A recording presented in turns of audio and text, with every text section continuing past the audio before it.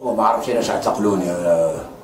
كنت غادي مع الرفاق والنشطاء في الشارع في المدينه، وتفاجأت بالشرطه، لقاو عليا القبض واتجهوا بيا الى سطافيط، ودخلوني سطافيط وقلبوا لي الصاك ديالي وقلبوا لي الحوايج ديالي وحيدوا لي ديك التيشيرت اللي كنت لابسه. التيشيرت اللي كنتي لابسه علاش حيدوها؟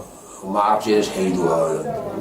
شنو فيها؟ شي حاجه كتميز على باقي فيها الالبسه؟ الصوره ديال عبد الحميد المهداوي ومكتوبه بالاسبانيه ليبرتا وحميد المهداوي، ومكتوبه بالظهر ديالها الحريه لكافه المعتقلين السياسيين بالمغرب.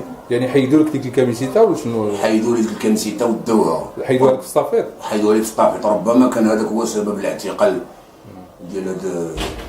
نعم. ديال هذا الشكل اللي تعرضت له. نعم. يعني شحال دام هذه الفتره ديال الاعتقال؟ ايوا تقريبا ساعه لما قالوا وانا معتقل.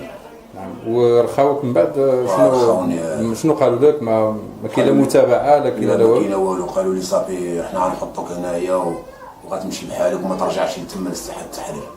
نعم.